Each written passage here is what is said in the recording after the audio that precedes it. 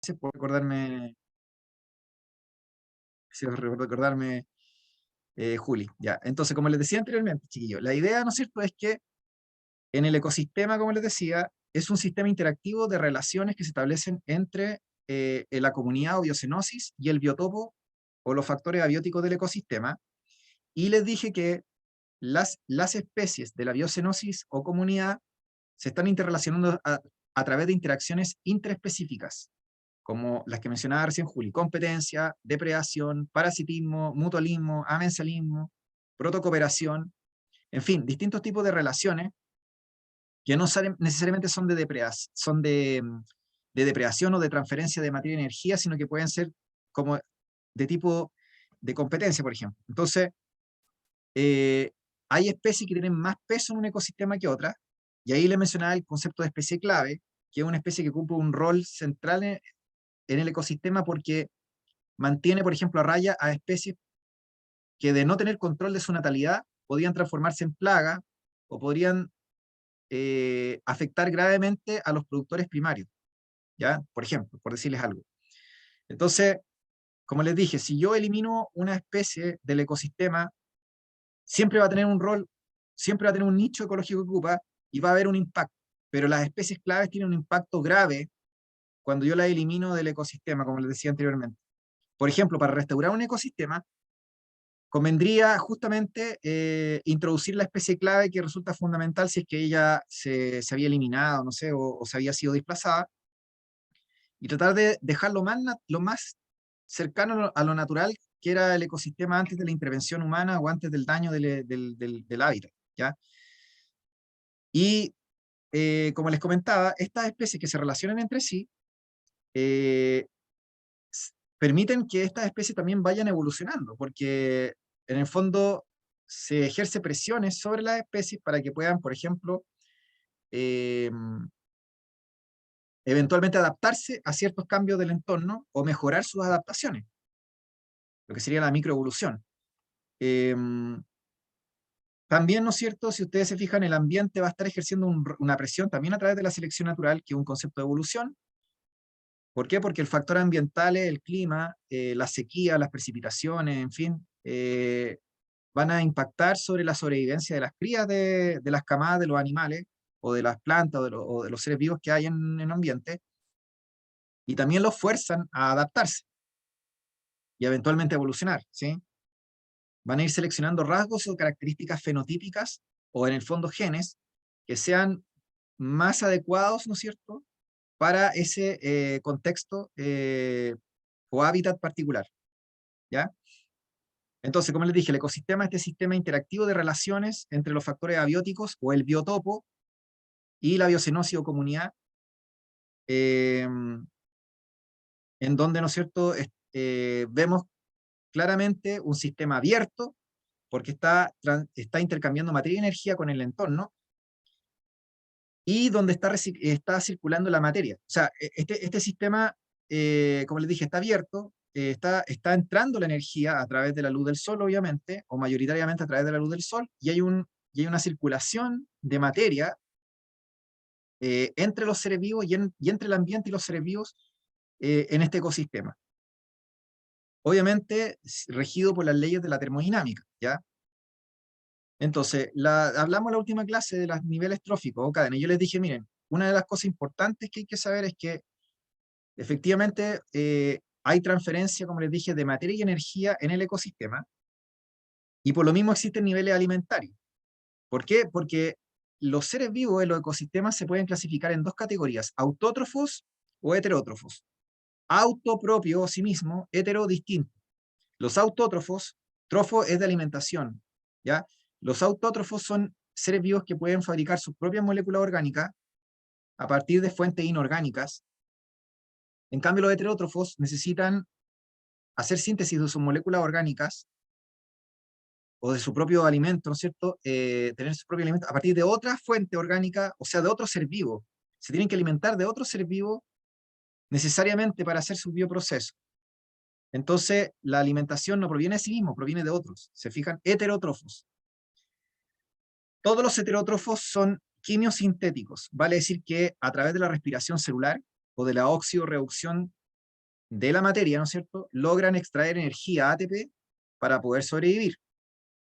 Entonces, los heterótrofos son quimiosintéticos. Entonces, la fuente de carbono la obtienen de otros seres vivos que tienen materia orgánica prefabricada o preformada, y la energía la obtienen a partir de la quimiosíntesis, en la respiración celular. En cambio, los autótrofos van a ser aquellos seres vivos fotosintéticos o quimiosintéticos que pueden fabricar sus propias moléculas orgánicas o su propio alimento a partir de fuentes inorgánicas de carbono o carbono inorgánico, y la energía o el ATP necesario para su funcionamiento lo obtienen a partir de, en el caso de los autótrofos fotosintéticos, de la luz del sol, o en el caso de los autótrofos quimiosintéticos a partir de la respiración celular, o sea, la oxidorreducción de materia inorgánica. Entonces, una cosa es el ATP y otra cosa es la materia orgánica o las biomoléculas, ¿se fijan? O la fuente de carbono en el fondo. Ya, vuelvo a repetir. En los ecosistemas, ustedes tienen dos grandes categorías de seres vivos, los autótrofos y los heterótrofos. Los autótrofos son los productores primarios. Eso tienen que aprendérselo. Los productores primarios son los autótrofos, ¿ya? En cambio, los consumidores y los descomponedores son heterótrofos. Son heterótrofos. Los autótrofos son los productores primarios. En cambio, consumidores y descomponedores son heterótrofos, ¿ya?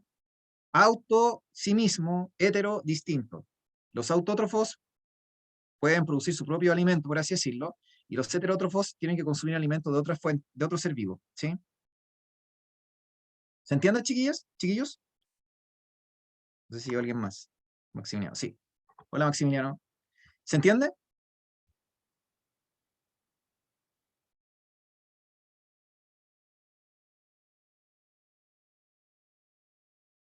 Ya. Ya, hábleme por el audio también, chiquillas, ya, o chiquillos, cuando tengan duda, consulta. Si ya les dije, si a veces las preguntas no tengo ningún problema, no se compliquen por usar el audio. Ya, vuelvo a repetir entonces. Nosotros tenemos dos categorías de seres vivos, los igual que automóvil, ya, autótrofos y heterótrofos, ¿sí? Los autótrofos son organismos que son capaces de generar sus propias moléculas orgánicas, ¿sí? A partir de materia inorgánica, o a partir de, en este caso, carbono inorgánico. El carbono, chiquillos, es un elemento de la tabla periódica que resulta fundamental para la vida. Ustedes saben que todas las biomoléculas orgánicas tienen carbono en su estructura. Es un elemento fundamental para la biología. Miren, la biología se fundamenta en los elementos no metálicos de la tabla periódica de los elementos. La biología se fundamenta en los elementos no metálicos de la tabla periódica de los elementos. Es verdad que tenemos elementos no metálicos, perdón, que sí están formando parte de los seres vivos o de nuestro cuerpo, pero las proporciones en las cuales tales son muy bajas. Son elementos traza en algunos casos, ¿ya? Entonces, la mayor parte de los elementos o la arquitectura mayoritaria de la biología y de las biomoléculas orgánicas es o son los átomos no metálicos, por ejemplo, carbono, hidrógeno, oxígeno, nitrógeno, fósforo, azufre, etcétera, etcétera, ¿ya? Pero fundamentalmente carbono, hidrógeno, oxígeno y nitrógeno, ¿ya? Entonces, cuando yo hablo de que se incorporan, o sea, que en el fondo incorpora materia a partir de fuentes inorgánicas, estoy hablando de que se incorpora materia a partir de minerales, en el fondo, o de sustancias inorgánicas, gases, por ejemplo, sustancias que no son orgánicas. Una sustancia inorgánica, chiquilla o chiquillo, es cualquier molécula, cualquier mineral, ¿no es cierto?, que no se estructura en base al átomo de carbono, que no se estructura en base al átomo de carbono, que no está formando cadenas o esqueletos en base al átomo de carbono o el átomo de hidrógeno, ¿entienden? Como por ejemplo una sal, no sé, o un gas. Entonces, el CO2, por ejemplo, el anhídrido de carbono es un gas. El dióxido de carbono o anhídrido de carbono es un gas que tiene carbono. Entonces tú me dices, ya, ¿y qué pasa con eso? Bueno, lo que vimos en fotosíntesis, dijimos que en la fotosíntesis, las plantas, en la fase oscura, o sea, en el ciclo de Calvin, gracias a una enzima que se llamaba ribulosa, bifosfato carboxilasa o rubisco, se incorporaba el carbono inorgánico, o sea, el CO2, ¿no es cierto? Y ese carbono, ¿no es cierto?, se utilizaba para la síntesis finalmente de biomoléculas orgánicas, como por ejemplo la glucosa. Entonces, si uno se pregunta, ¿dónde viene el carbono de los cereales? ¿Dónde viene el carbono, ¿no es cierto?, del arroz, de las frutas, no sé, de las manzanas, de las biomoléculas orgánicas, ¿no es cierto?, ¿de dónde salen? El azúcar que usted consume en la manzana, ¿no es cierto? Eh, o, o la- o la- o los aceites, por ejemplo, que tiene la palta, porque usted consume palta, y dice, la palta está súper cara, ya, está bien, consume una palta. Ya, la palta es el palto es un árbol que consume un montón de agua, ¿no es cierto? Y está consumiendo minerales también del suelo, pero está fijando carbono atmosférico, CO2. Entonces, las biomoléculas orgánicas, es decir, los aceites, los ácidos grasos, ¿no es cierto? Los omega 3, ¿no es cierto? ¿Cómo se llama? Los carbohidratos. Y en el caso de las frutas, por ejemplo, un manzano, no sé, una naranja, un naranjo, en fin, todo eso lo está fabricando a partir de la fijación del carbono, ¿ya? Y que es inorgánico en el fondo, ¿se fijan? Entonces, los autótrofos tienen la facultad de hacer síntesis de biomoléculas orgánicas a partir de una fuente inorgánica, ¿ya? En cambio, si yo tengo un conejo, o si tenemos un ser humano, nosotros entendemos que si yo me como un pan con mermelada, ¿no es cierto? Estoy entendiendo, y con mantequilla más encima, estoy entendiendo, ahí, imagínense, tengo carbohidratos del trigo, o sea, es un cereal que corresponde a prácticamente el 60% de la dieta, ya de una persona que no sea vegana, estoy hablando de una persona común y corriente. La mermelada, otra es fruta, molida, o sea, mayoritariamente azúcar. La mantequilla sería lo que tendría origen animal, ¿se fijan? Ácido graso, derivado de la leche. Pero tienen toda esa cuestión en un pan, ¿ya? Y esa cuestión, como les digo, es biosíntesis. En el caso de los productos vegetales, o sea, el pan y la mermelada, ¿no es cierto? Entendemos que proviene de la actividad fotosintética, de los autótrofos fotosintéticos, ¿se fijan? Por lo tanto, fue carbono inorgánico que se incorporó y formó carbono orgánico.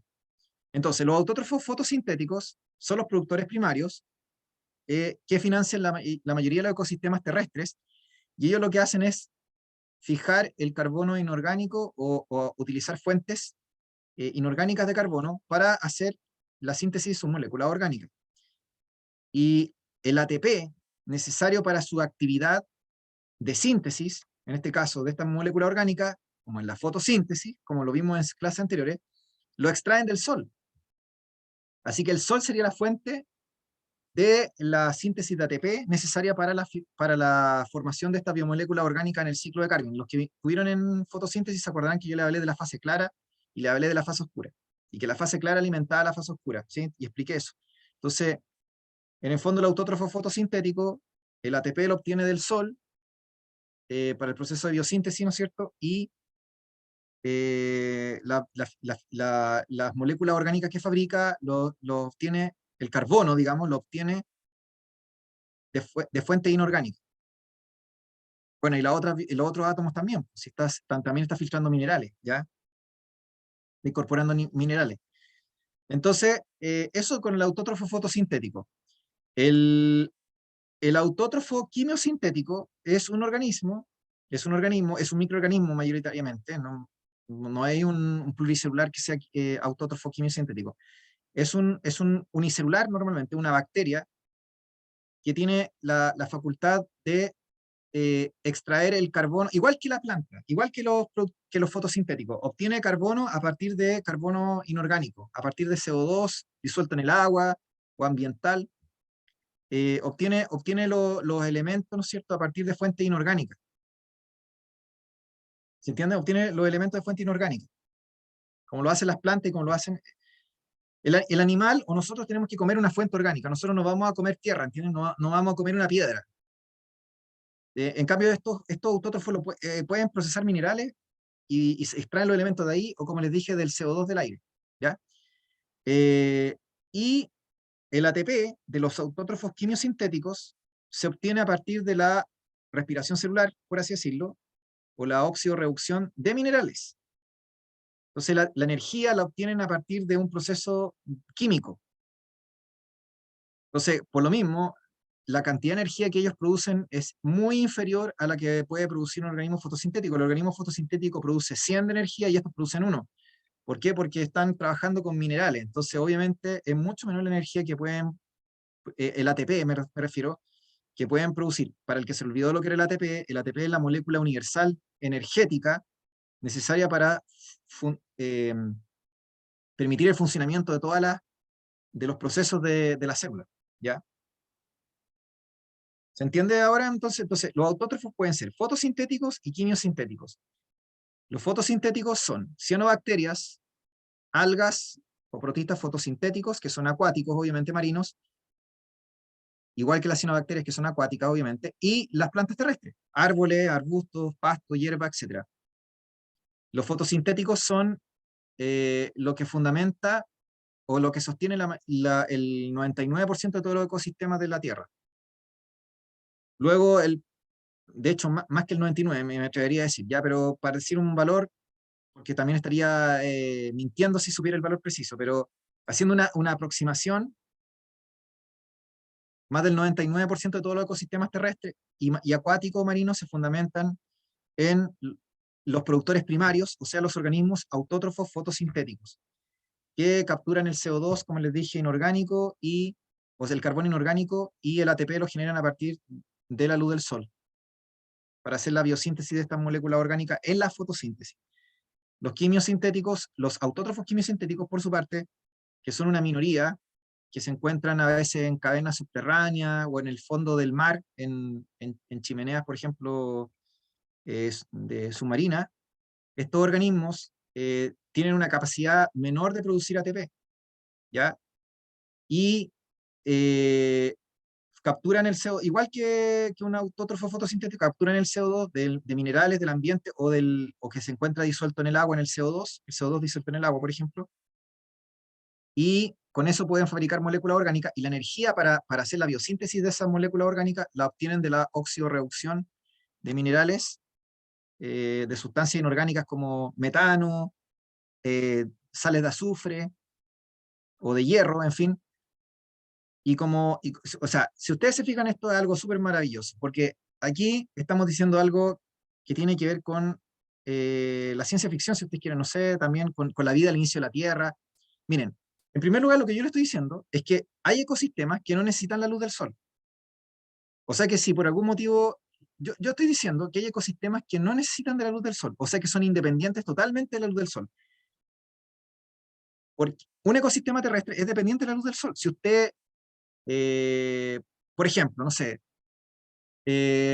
no sé si ustedes han escuchado que han habido eventos masivos, los que son de electivo de biología, por ejemplo, o sea, van a dar mención biología, o les gusta la evolución. Me imagino que habrán escuchado hablar de que han habido eventos o extinciones masivas en varios periodos de la Tierra, pero en particular el más famoso es el que extinguió los dinosaurios. Entonces yo les pregunto a ustedes, ¿por qué se extinguió más del 95% de las especies terrestres?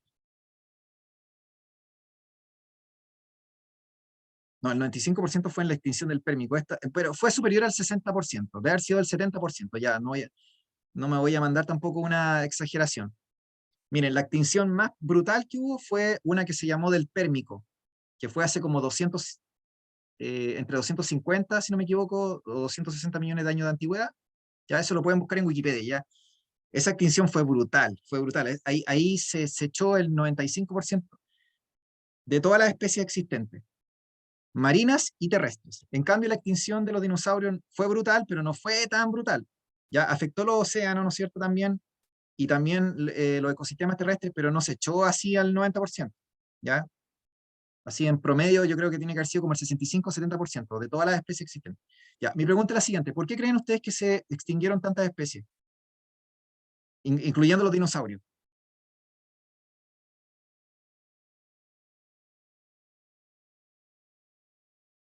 por el meteorito en sí, no sé, porque el meteorito cayó en la península de Yucatán, ahí en la zona de México, del Golfo de México. Ya, pero dejando de lado esa parte que obviamente fue como cientos de bombas nucleares que explotaron simultáneamente. ¿Por qué creen ustedes que se afectó tan gravemente a los ecosistemas? Muy bien, Juli me contesta. Porque hubo una extinción masiva de productores primarios. Productores primarios. ¿Por qué? Porque obviamente hubieron incendios en todo el planeta Tierra. Y cuando digo en todo el planeta, es en todo el planeta Tierra hubieron incendios. Obviamente hubieron algunas zonas que se preservaron. Obviamente, si no, no estaríamos hoy día. Hubieron algunas zonas, obviamente, que no se incendiaron, pero eh, tienen que considerar que grandes zonas se consumieron completamente. Y aparte de que se consumieron completamente, hubo una gran cantidad de polvo que se elevó a la atmósfera. Yo no sé si ustedes, el volcán que explotó el año pasado, no sé si alguna vez les fueron a la playa o mira, o ni siquiera fueron a la playa, estaban en sus casas en Santiago, no sé dónde ustedes hayan ido, y miraban el atardecer y estaba súper rojo porque había una gran cantidad de polvo en suspensión por este volcán que explotó en Oceanía, ¿no? Que la NASA mandó una foto y fue un volcán así minúsculo, ¿se entiende?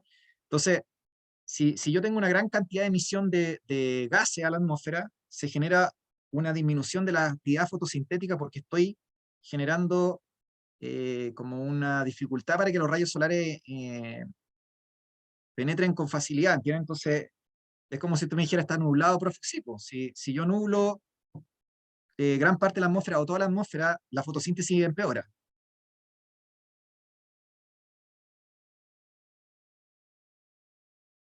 Claro, entonces, ¿qué pasa? Que en el fondo lo que quiero decirle es que si ustedes dañan los productores, entonces se echan los ecosistemas, o la mayor parte de los ecosistemas. Pero hay ecosistemas que no les importa el sol, que son estos ecosistemas que acabo de decir aquí.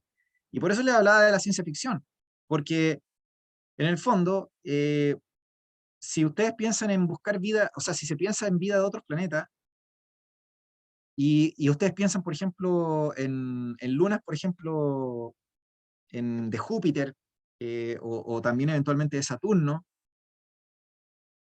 ya pensemos, hay dos potenciales que los científicos tienen mucho interés, que es Ganímedes y Europa. Ya, si no, miren, pongan Wikipedia si no saben esto. Júpiter y Saturno tienen chorrocientas lunas, no es que usted me dice que tienen 10 lunas, Júpiter creo que tiene como 50 lunas, no sé, y Saturno un poco menos, ya, pero en el fondo hay unas lunas que son bastante grandes, ya, masivas, y se supone que hay algunas en particular que tienen mucho contenido de agua, pero esa agua se encuentra bajo una capa de hielo, porque el Sol, ustedes saben que a la distancia no llega con la misma fuerza que llega aquí en la Tierra, porque en la Tierra llega como tiene que llegar, ya que llega de manera, es una energía importante, ya, pero si yo estoy muy lejos, la energía que llega es menor. Entonces, obviamente la temperatura es muy baja y se genera hielo, ¿sí? Entonces, se sabe que hay fuentes hidrotermales que están en profundidad. ¿Ya? Entonces esas fuentes hidrotermales que están en profundidad, si además le agregamos que hay moléculas orgánicas que existen, podrían ser lugares donde podría haber vida. Y si hubiera vida, sería una vida que no está en contacto con el sol o con la luz del sol, ¿se entiende? Entonces, si no está en contacto con la luz del sol, además de que la luz del sol llega ya debilitada, entonces esta vida tendría que ser autótrofa quimiosintética, ¿se entiende? O sea que en el fondo la autotrofía quimiosintética o las bacterias autótrofas quimiosintéticas podrían encontrarse en distintos lugares no del sistema solar, sino del universo, eso digo yo. O sea, no lo digo yo, lo dicen los científicos. ¿Se entiende? ¿Quedó claro, chiquillo, la importancia de estos ecosistemas entonces? Estos ecosistemas tienen importancia para la astronomía, o para, no sé, para... Bueno, pero ustedes que ven series, pues si, no sé, me imagino que habrán visto The Expanse o qué sé yo, no sé, esta serie de Netflix o de Amazon. Bueno, y en YouTube también un montón de divulgadores científicos ya que hablan de estos temas. Entonces, como les dije anteriormente, la quimiosíntesis autótrofa existe en la Tierra, pero corresponde a una pequeña, mínima fracción de los ecosistemas. Y la capacidad de sustentar el ecosistema es menor. ¿Por qué? Porque como hay menor productividad, hay menor energía en el fondo, la cantidad de moléculas orgánicas que pueden producir por unidad de tiempo es menor, ¿se fijan? Entonces, la trama trófica que podrían sustentar, o el ecosistema que podrían sustentar, es mucho más chiquitito. No es como un ecosistema terrestre, ¿se fijan? O un bosque. Ahí podemos tener mucha mayor cantidad de animales y toda la cuestión. El ecosistema es más ineficiente, eso les quiero decir. Si encontraran vida en otro, bajo una luna congelada de Júpiter o como les dije de Saturno, serían ecosistemas chiquititos, en principio. No podrían encontrar un animal grande. Tendrían que ser como microorganismos, ¿se fijan? En principio, porque no es mucha la energía que entra.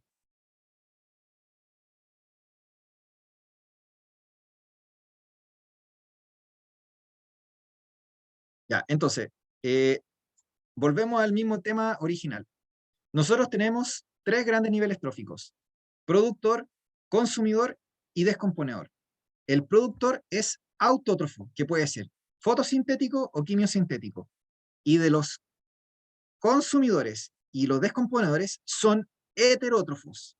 Los heterótrofos son todos quimiosintéticos. La quimiosíntesis, a diferencia de la fotosíntesis, consiste en que ustedes generan ATP a partir de la oxidorreducción, o sea, la respiración celular de moléculas orgánicas. Vuelvo a repetir, la quimiosíntesis es en el fondo la respiración celular que permite generar ATP a partir de moléculas orgánicas.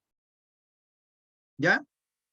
Entonces, un heterótrofo, un ser humano, un ratón, un insecto, un ave, una ballena, en fin, un hongo descomponedor, son heterótrofos.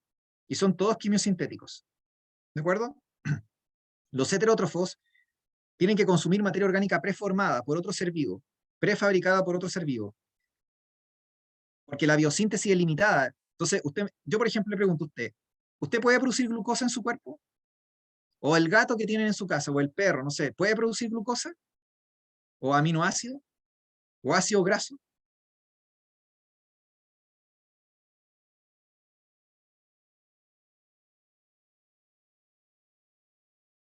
Sí, pero la biosíntesis es parcial, parcial. Es una biosíntesis que necesita tener materia orgánica preformada. La biosíntesis es limitada. Yo no puedo formar glucosa de cero. Tengo que formar glucosa a partir de otras pentosas o de otras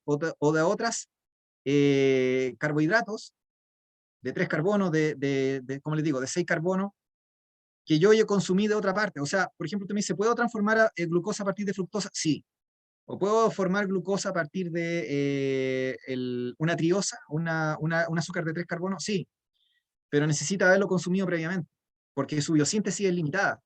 Y los aminoácidos también son limitados. Nosotros podemos producir como 9 aminoácidos de los 20 que existen en la naturaleza, porque no tenemos todas las enzimas para producirlos. Y de todas formas, aunque los tuviéramos, igual tenemos que consumirlos, ¿se fijan? En la dieta. Entonces, nosotros tenemos biosíntesis limitada. Por eso es que tenemos que consumir materia orgánica preformada por otro ser vivo. Claro, el glucógeno es un azúcar polisacárido de reserva energética de uso, ¿no es cierto?, eh, de corto plazo, de reserva de corto plazo, que lo tenemos en el hígado y en el músculo esquelético, y ese glucógeno lo almacenamos cuando ustedes comen alimento, ¿no es cierto? El azúcar que ustedes están ingresando a su cuerpo, lo almacenan en forma de este carbohidrato de reserva. Y luego cuando lo necesitan, lo desarman, lo descomponen y liberan glucosa hacia la sangre. Pero como les dije anteriormente, la biosíntesis no es de cero, proviene, ¿no es cierto?, de una molécula de reserva que ustedes acumularon a partir de la ingesta de cereales, de pan, de pastas, de pollos, de carne, en fin, ¿se entiende?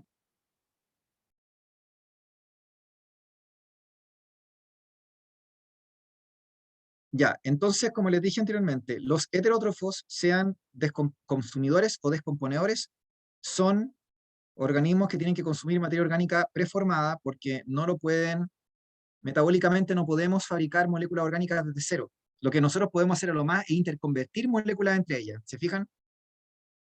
Podemos interconvertir moléculas entre ellas, pero en el fondo los nutrientes de nosotros tienen que provenir de otros seres vivos. Somos dependientes de otros seres vivos. Tenemos que comer plantas, tenemos que comer cereales, tenemos que comer animales, ¿ya? Lo que el autótrofo, en cambio, no necesita hacer.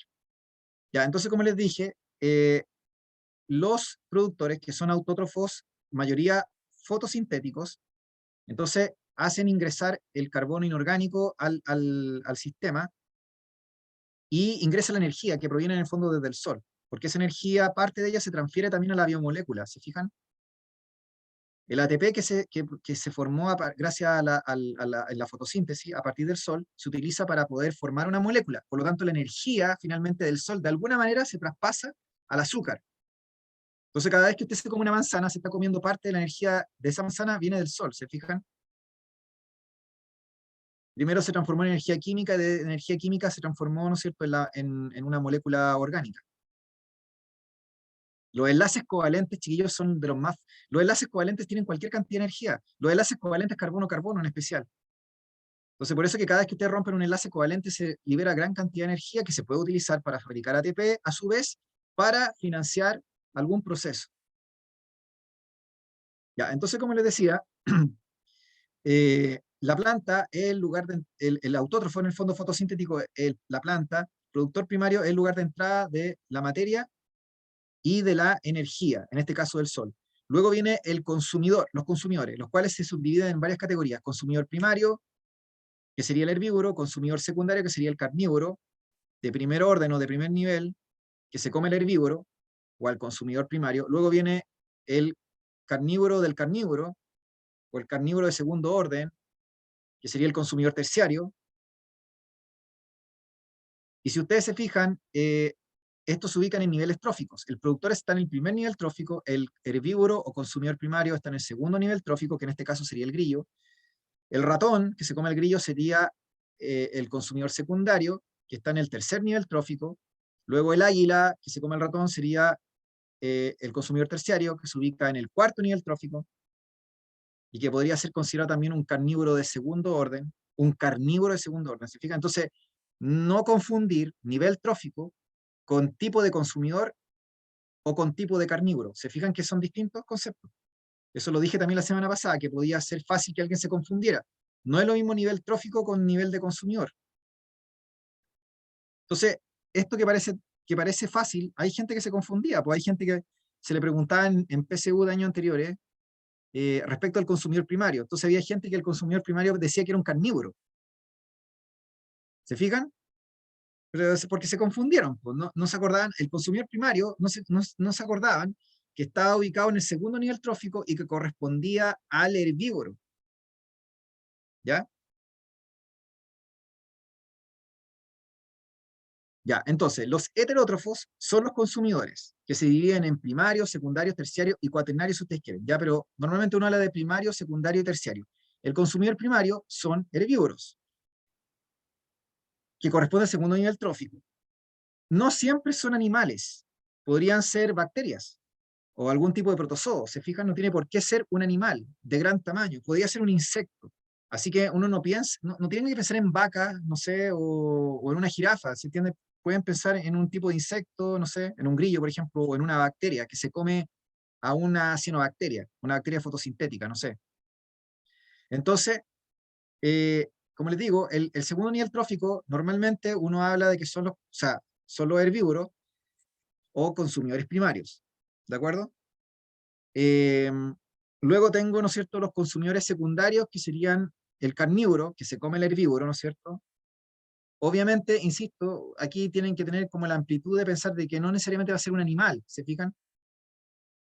Ya podría ser algo como a nivel de microorganismos. Y luego tengo el cuarto nivel trófico, que sería el consumidor terciario, que sería el carnívoro, pero ojo que normalmente el carnívoro no se come a un carnívoro. No es que el león se coma a un zorro o a un leopardo, no sé, sino que el león se va a comer al herbívoro, que es un animal de gran tamaño, que tiene mucha masa muscular, obviamente, y que come plantas. Entonces, él trata de saltarse lo intermediario, ir directamente al distribuidor oficial. ¿Se entiende? Para que no le cobren impuestos de energía. Y por supuesto tenemos los descomponedores. Los descomponedores, ¿no es cierto?, son aquellos hongos y bacterias que de todos los niveles van sacando materia orgánica porque los animales y las plantas se van muriendo, entonces al morirse, se descomponen por estos organismos que hacen respiración celular, porque son heterótrofos quimiosintéticos, que a través del procesamiento de la materia orgánica muerta, la procesan, la degradan, ¿no es cierto? Y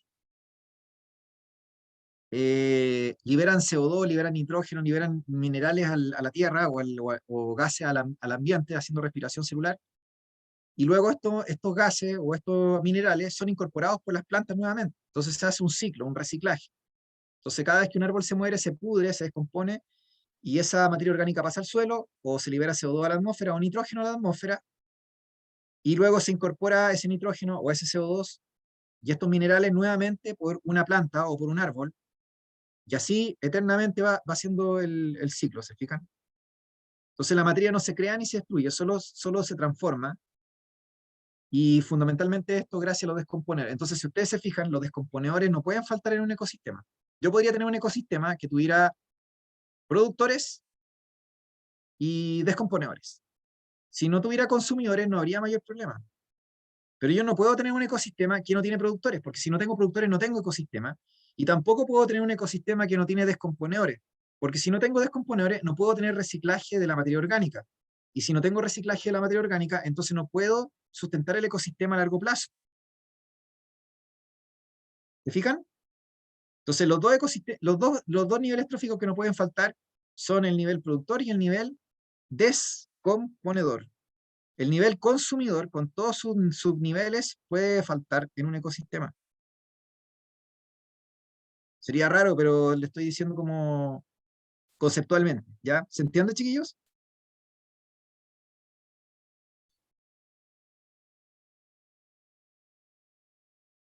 ¿Dudas?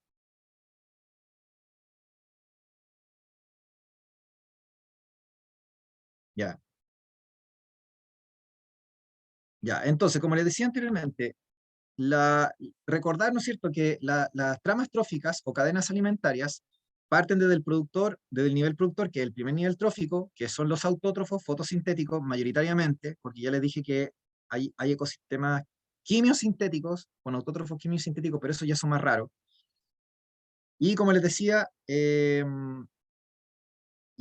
productor, ¿no es cierto?, sustenta al consumidor primario, el consumidor primario al secundario, el secundario al terciario, y obviamente cada uno de estos niveles o eslabones, a su vez, se dirige hacia los descomponedores, porque los descomponedores están saliendo. El descomponedor, usted no me puede decir, es que está arriba, profe, es que el descomponedor no está arriba, está en todas partes, porque de todos los eslabones o niveles tróficos, el descomponedor saca materia y energía para hacer reciclaje de la materia orgánica, ¿se fijan? O sea, usted no puede decir el descomponedor está arriba, ¿se fijan? Porque no, el que está arriba es el carnívoro de tope, o el consumidor terciario, no sé.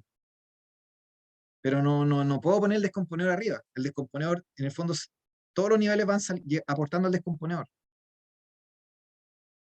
Entonces, la diferencia de una trama trófica marina o acuática de una trama trófica o cadena alimentaria terrestre es que yo hablo de plancton. El plancton se va a dividir en fitoplancton, que sería el productor, y en zooplancton, que sería el consumidor primario. Ya como para hacer esa diferencia, porque si les preguntan por fitoplancton o por zooplancton, claro, alguien dice zooplancton es el consumidor primario, son lo equivalente a los herbívoros.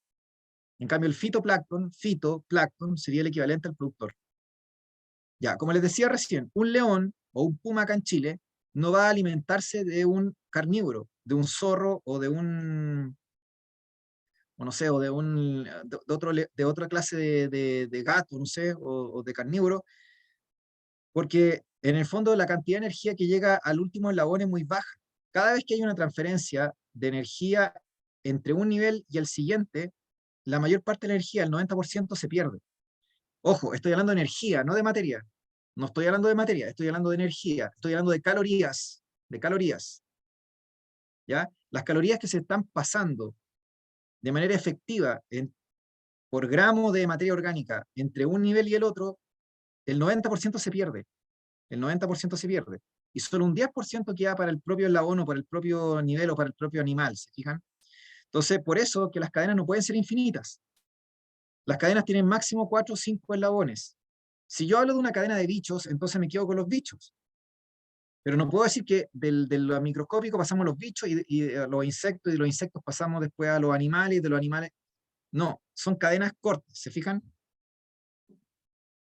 Entonces, como les dije, si yo tengo un puma, el puma va a preferir en Chile alimentarse de los guanacos o de las ovejas, no sé, va a alimentarse de grandes herbívoros, porque ellos consumen directamente productores primarios y por lo tanto son una buena fuente energética para ellos y una fuente importante en materia orgánica, ¿se fijan?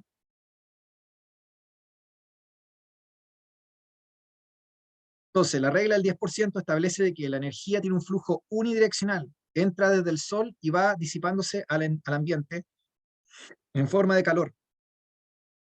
Y solo un remanente, o sea, un 10% de cada nivel pasa al siguiente y queda disponible para ese nivel. Por lo tanto, la idea es tratar de ir a la fuente, y la fuente son los productores, o lo más cercano a los productores, ¿se fijan? Por ejemplo,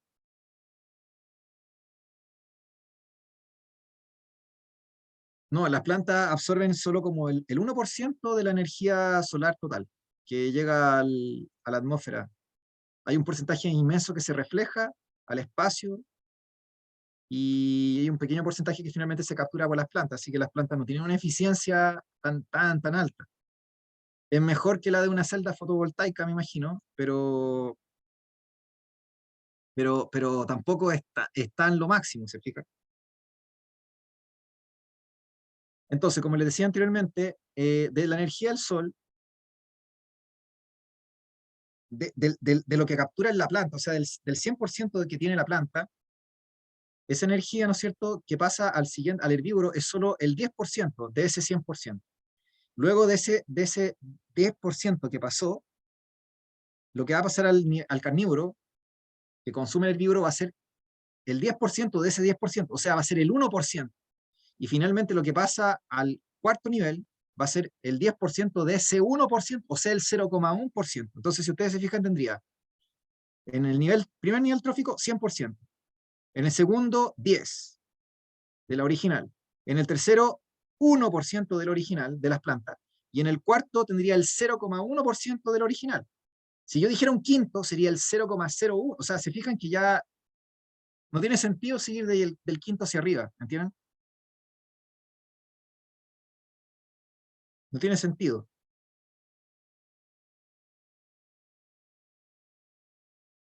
Ahora, nosotros, por ejemplo, lo que ha hecho la humanidad es que ha hiperenriquecido, por ejemplo, mediante la modificación genética, hiperenriquecido, o sea, de forma hipercalórica, por así decirlo, ha mejorado, por así decirlo, el índice calórico de los carbohidratos, por así decirlo, de los alimentos que producen los productores, ¿ya?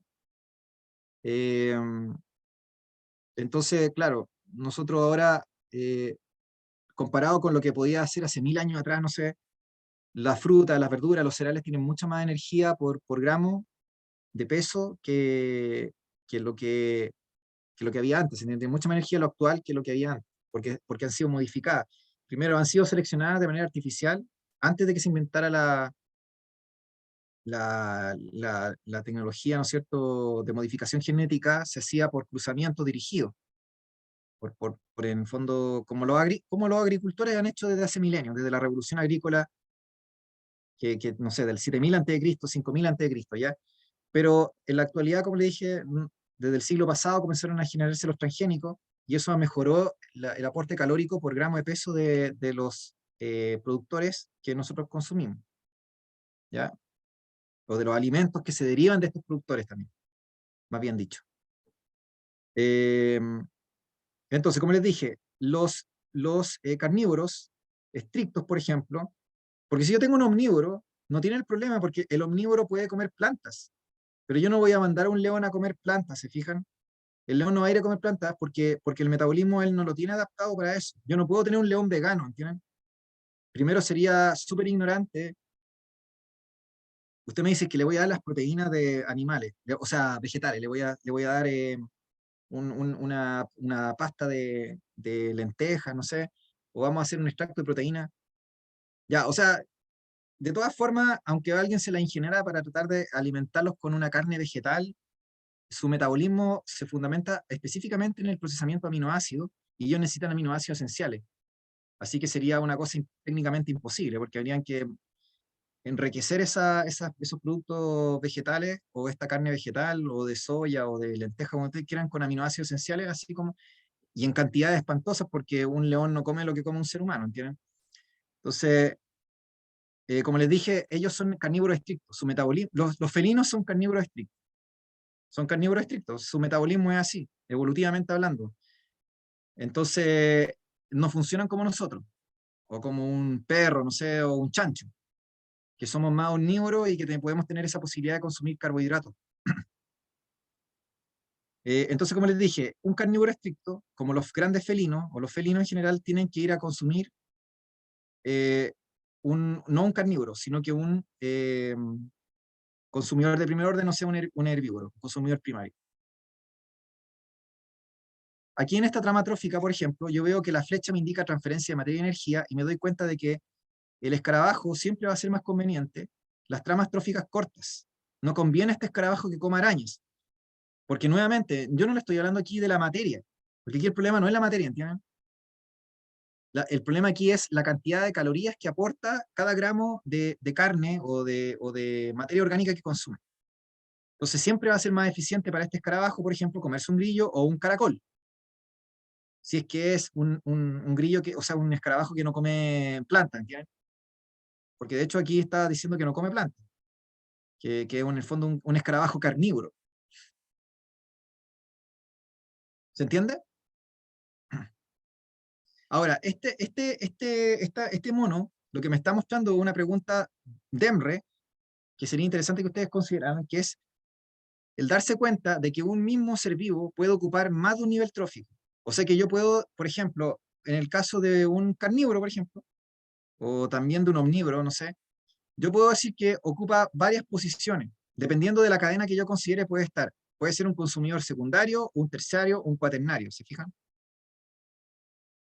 O sea que en el fondo un mismo animal podría ocupar varios niveles tróficos, dependiendo de la cadena que yo elija de la trama.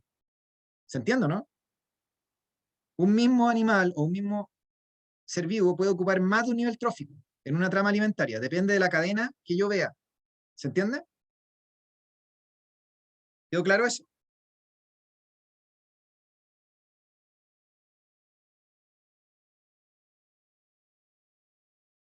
Chiquillas,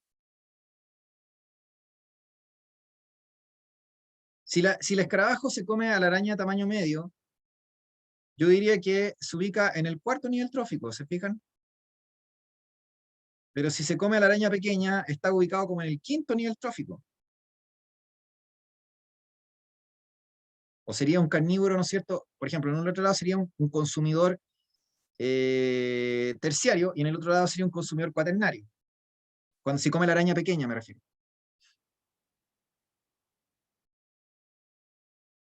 Y la araña pequeña se comió al ácaro depredador, por ejemplo.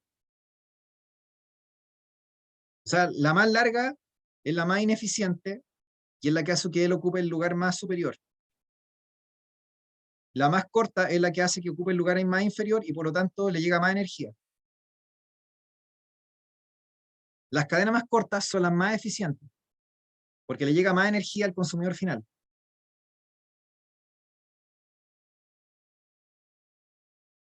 Ya. Luego, con esto voy cerrando. Ya, perfecto. Sí, pues cualquier duda que tengan, chiquillas o chiquillos, me dicen, ¿ya? Para que yo pueda repetir la idea. Y si no se entiende una segunda vez, lo vuelvo a repetir una tercera vez. Esa es la gracia de que seamos un grupo pequeño. Por eso les digo que tengan confianza, ¿ya?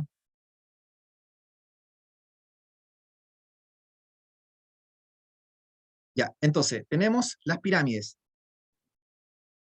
Yo recién le había pedido, ¿no es cierto? No sé si a usted, Juli, le había pedido que mirara el temario, ¿ya? Y vimos, ¿no es cierto?, que estaba entrada lo de ciclo biogeoquímico y todo lo demás. Lo de las pirámides no me queda muy claro, o sea, si está explícitamente dicho en el temario Admisión 2023, ¿ya?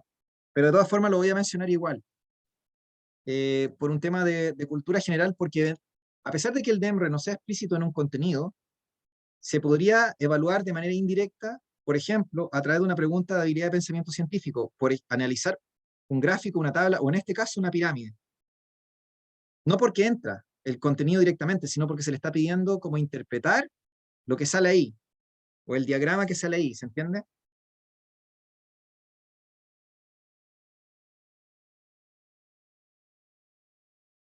Es como si yo le dijera, miren, en la PAE les voy a poner un gráfico de procesamiento de una droga en el hígado. Entonces usted me dice, pero esa no es materia PAE. Obvio que no es materia PAE, pero yo le puse un gráfico de procesamiento de una droga en el hígado porque quiero evaluar habilidad de pensamiento científico o capacidad de analizar un gráfico o una tabla y le pongo toda la información necesaria. O sea, en el fondo yo voy a decir, mire, aquí yo necesito que alguien sepa esto. Simplemente viendo el ejercicio, debería saber cómo de responder, porque no estoy evaluando si sabe del hígado o de la farmacocinética o el comportamiento farmacológico de un medicamento en el hígado, sino que simplemente me interesa que vea el gráfico. ¿Se entiende?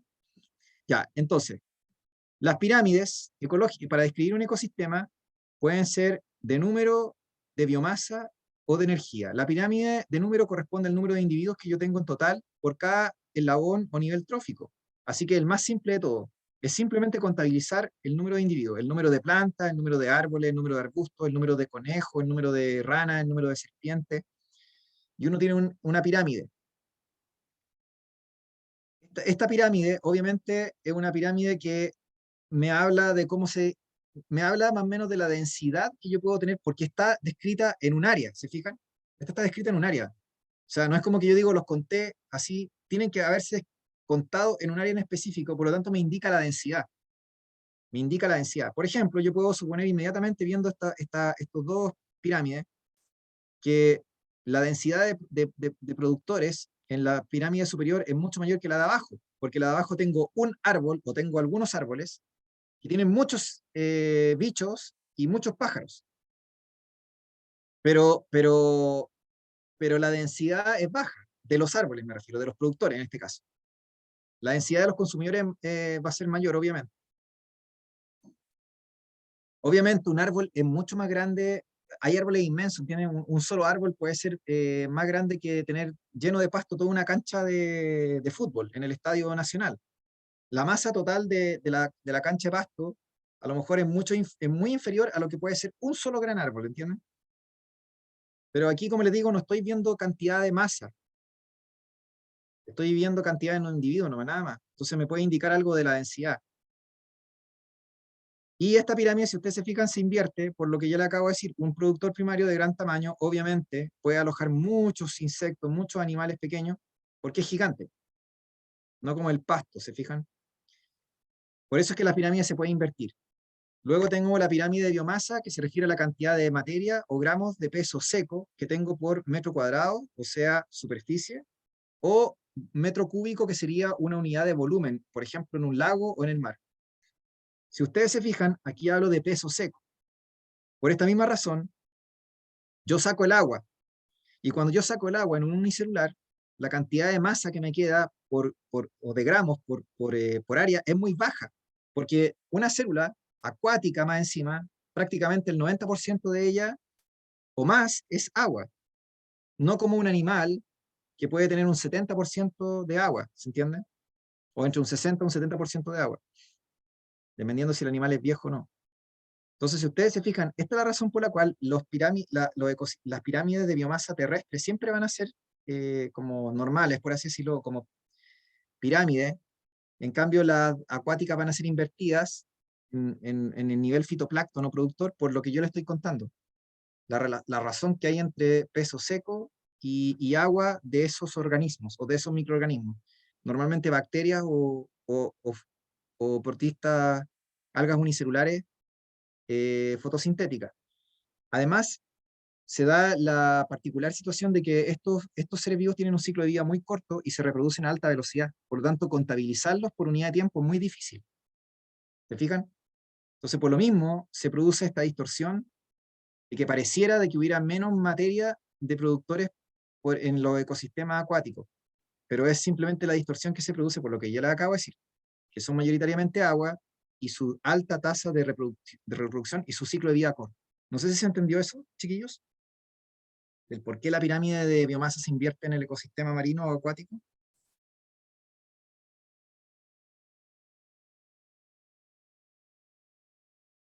¿Se entendió por qué se invertía? Por esto que yo les decía del gran porcentaje de agua de, de estas células, por así decirlo, porque voy a decir así, son células, la mayoría, chiquillos, la mayor parte de los productores en el mar o en los lagos no son algas como el cochayuyo, son cianobacterias o algas unicelulares tipo diatomea, que son organismos fotosintéticos que son casi, como les dije, 90 y tanto por ciento agua.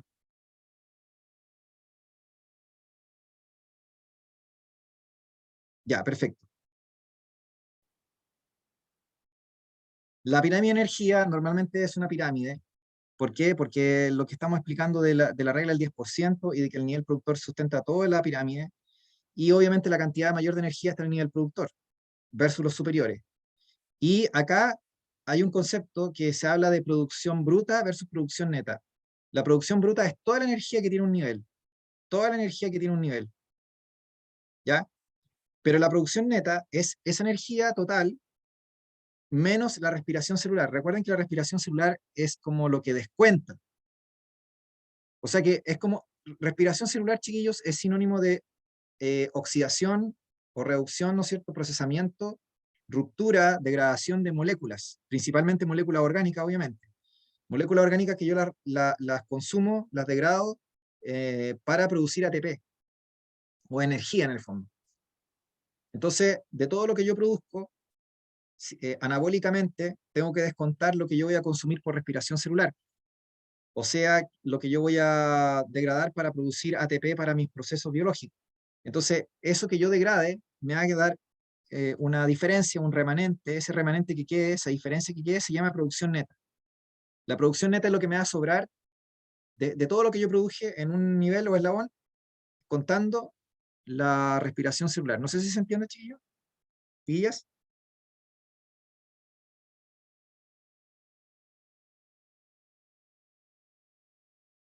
Esta pirámide no se invierte, ¿de acuerdo? Ya, para cerrar entonces, voy a cerrar con la amplificación biológica. La amplificación biológica, esto sí entra, según el temario DEM PAE actualizado, ¿ya? La amplificación biológica, ¿no es cierto?, me habla de que ocurra acá un fenómeno como inverso a lo de las pirámides que le había mostrado anteriormente, en el sentido de que la energía yo les dije que va disminuyendo desde el nivel productor al máximo consumidor, eh, y también la biomasa, o la cantidad de materia total que hay por el eslabón. O sea, yo siempre podría suponer que hay mayor cantidad de masa de árboles en África, o de hierba, o de productores primarios, que de leones, que el depredador tope, ¿ya? Eh, en el caso de la bioacumulación ocurre al revés. El que más bioacumula es el que se encuentra más arriba de la pirámide ecológica o de la cadena trófica.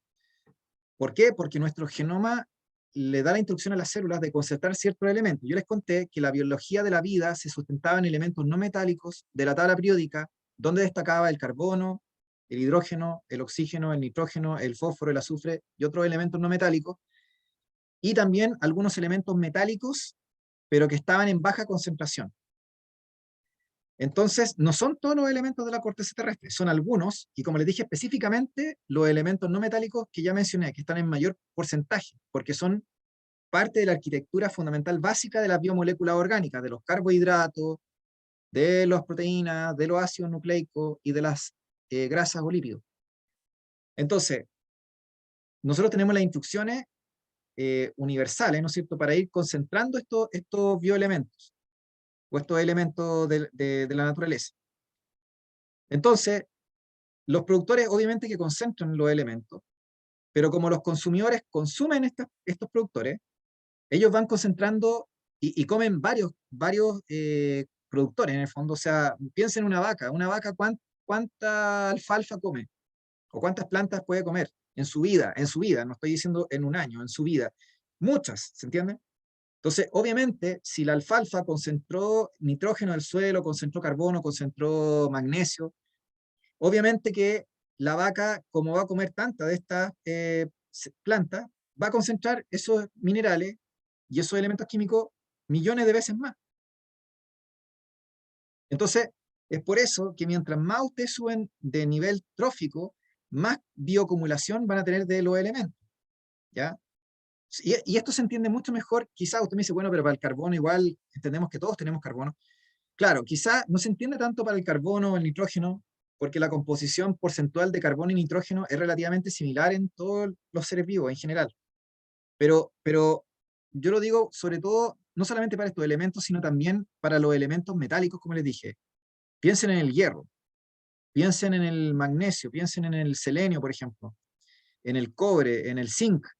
Nosotros tenemos también estos elementos en nuestro cuerpo, en algunas proteínas, por ejemplo, en la sangre, en fin, en muy baja concentración, o sea, están en una concentración que es baja para nosotros, pero es millones de veces más que lo que yo puedo encontrar, por ejemplo, en, en la corteza, en la corteza terrestre o en un lugar típicamente de la superficie de la Tierra, ¿se fijan? Entonces, nosotros tenemos esa posibilidad de ir concentrando, como les dije, ciertos metales y elementos. El problema está en que así como nosotros podemos ir concentrando ciertos elementos químicos, también podemos concentrar contaminantes producidos de manera artificial, tóxicos, y también elementos metálicos que son tóxicos y que no se pueden eliminar del cuerpo y que muchas veces el cuerpo confunde como un metal que sí nosotros necesitamos, ¿se fijan? Un metal que sí necesitamos o que se deposita en los huesos, qué sé yo, pero como ustedes están en contacto con este metal, arsénico, plomo, en fin, igual se deposita y no se puede eliminar por nuestro cuerpo. O el sistema excretor no tiene la facultad de eliminarlo. Entonces, puede pasar con metales pesados, puede pasar, por ejemplo, el mercurio y el plomo un clásico, y el arsénico, como ya les dije, eh, que son súper tóxicos, de hecho, neurotóxicos. También, por ejemplo, pasa con, por ejemplo, ciertos compuestos, como los policloruros de bifenilo, todo lo que tiene elementos de la tabla periódica de los que se llaman los halógenos, que son de elementos del grupo 7 de la tabla periódica. El flúor, el cloro, el bromo, el yodo, son elementos que son bastante reactivos. Y estos elementos, por ejemplo, se bioacumulan en nuestro cuerpo. Entonces, el flúor no es un elemento muy positivo, a pesar de que hay ciertas aguas que le agregan flúor y todo, el flúor no es muy bueno, se fijan, o sea, es un elemento que puede ser negativo a largo plazo, porque recuerden que esto es toda una vida, ¿no? No es como, es algo que se va concentrando toda la vida. Y lo mismo sucede, por ejemplo, también con compuestos que se encuentran en pesticidas, por ejemplo. Eh, Como les dije, por ejemplo,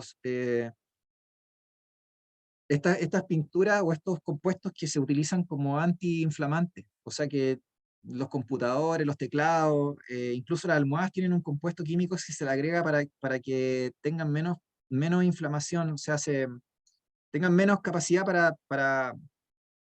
en caso de incendio, para que se inflamen, ¿se fijan? Entonces, estos compuestos, algunos de ellos a lo mejor tienen capacidad dependiendo obviamente de la situación y de las circunstancias, de poder eventualmente ingresar al cuerpo o de ingresar a atravesar alguna herida o la piel, no sé. Depende de la sustancia, me imagino, y del producto. Pero lo que les quiero decir en el fondo es que tenemos un montón de sustancias químicas, de colorantes, de preservantes, de químicos que se van bioacumulando, ¿se fijan? Porque el cuerpo no lo elimina. Por ejemplo, el DDT es un tóxico que se acumula en el tejido graso, es un pesticida que se acumula en el tejido graso y resulta que no se puede eliminar por el hígado ni por el riñón. Entonces se va acumulando es el DDT en el cuerpo del animal. Entonces en las algas casi no hay, ¿no? Pero en los consumidores primarios ya se empieza a acumular varios cientos de veces o miles de veces más, en un consumidor secundario ya se acumula varios millones y finalmente en el consumidor final muchos millones de veces más, ¿se fijan? Y finalmente le afecta al animal y le puede dar cáncer o se puede enfermar. Entonces, si ustedes se fijan, la bioacumulación es la razón por la cual, miren, los microplásticos, yo no sé si ustedes han escuchado de los microplásticos que le empezaron a dar como bombo en fiesta hace como en los canales o en YouTube o en qué sé yo. eh, Hace como 2 años creo que, o no sé, empezaron a lesear con los microplásticos. Por ejemplo, cuando ustedes consumen una bebida ¿cómo se llama esta? Aguas minerales, por ejemplo, o estas bebidas en las botellas. Entonces, medían, por ejemplo, las aguas minerales, medían cuál era la concentración de metales pesados en el agua, en las aguas minerales. Hicieron un estudio, no sé si fue el INTA, de la, no sé si fue el INTA, no sé si fue el de la Católica o el de la Chile que hicieron un estudio. Entonces, por ejemplo, comparar la Cachantún, la Vital, la Benedictino y no sé qué otra más, y habían unas que eran pésimas, porque tenían una gran concentración de metales pesados. Entonces uno debería evitar consumir esas aguas minerales. O sea, son peores que el agua potable. ¿Ya? Y después a alguien se le ocurrió medir la concentración de microplásticos dentro de esas cuestiones. Pues se entienden así como ya, ¿cuál tenía más microplásticos que son microscópicos, que no se ven? No sé si leyeron ese estudio. Es chileno, así que debe estar en internet. Googleenlo de la concentración de metales pesados en las aguas minerales. Salió en el diario. Esa información salió antes del estallido social, si no me equivoco. Ya, pero en fin, la gente obviamente pues, ¿no es cierto?, toma una decisión consciente y dice, ya esta cuestión no la vamos a consumir o la consumimos menos. ¿Ya? ¿Se fijan, chiquillos? Entonces, el mercurio, por ejemplo, se supone que también está en alta concentración en los peces, ciertos peces, por ejemplo, del mar. Eh, entonces, cuando uno consume un pez, por ejemplo, de profundidad, hay peces que son carroñeros, yo no sé si ustedes saben eso, pero ya, en fin, pero como sea, hay peces que son de profundidad, hay ciertos peces que por su dieta concentran más o bioacumulan más que otros, ¿se fijan? Y uno podría medir también la concentración de esos metales pesados en esos peces, después uno se lo come y uno bioacumula ese metal pesado en el cuerpo. Como ya les dije, hay muchos metales pesados que se acumulan en el sistema nervioso. Entonces, en el fondo la consecuencia sería no tanto intoxicación, no sé.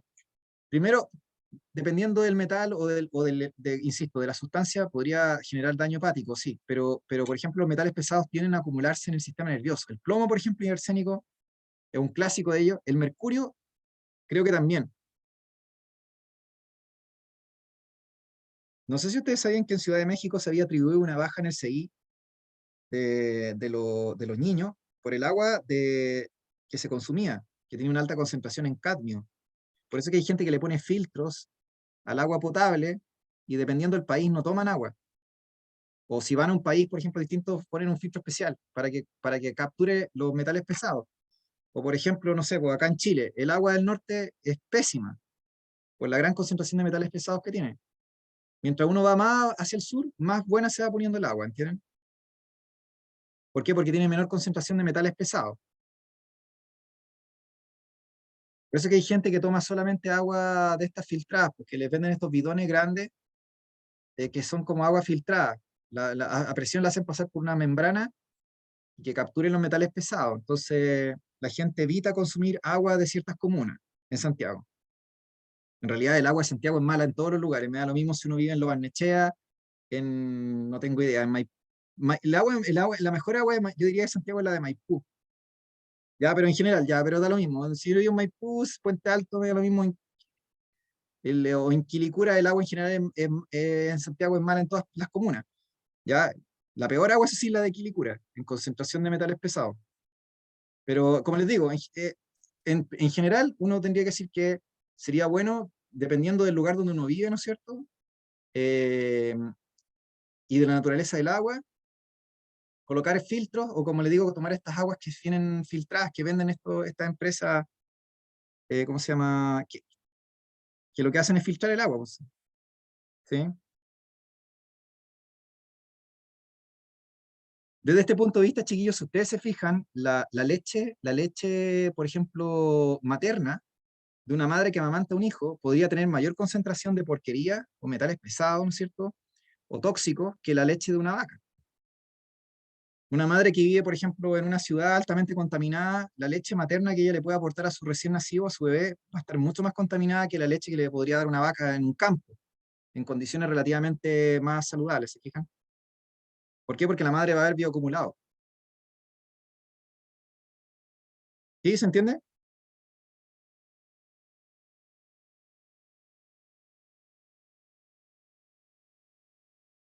Ya. Ya, chiquillas, chiquillos. Entonces, con esto, ¿qué nos faltaría? Nos faltaría terminar los ciclos biogeoquímicos, ya, pero eso lo podemos ver, es cortito.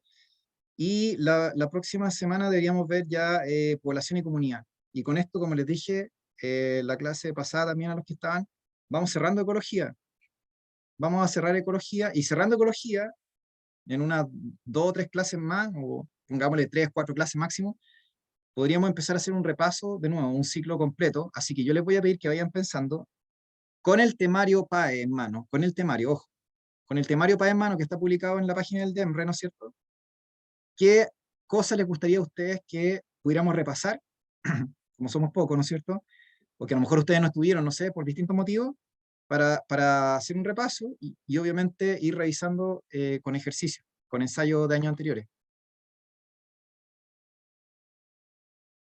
Las pirámides son pirámides de número, de biomasa y de energía. Así que eso, para que vayan pensando, por favor, en temas que les gustaría repasar. Y por supuesto vamos a ir haciendo un repaso, como les dije, de todo lo más relevante o lo que ustedes consideren que puedan necesitar más.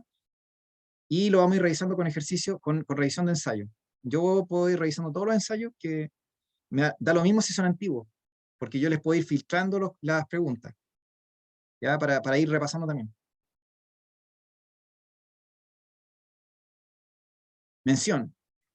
Sí, pues sí, yo les dije que es cosa que hay que ponerse de acuerdo. Mención biología, evolución. Yo hoy el primer semestre hablé de evolución el primer semestre. No, no hablé de sistema, no sé si hablé de sistema nervioso, ya no me acuerdo, ¿ya? Pero hablé de evolución y no hablé de inmunidad, ¿ya? Entonces ahora habría que hablar de evolución y algo de inmunidad.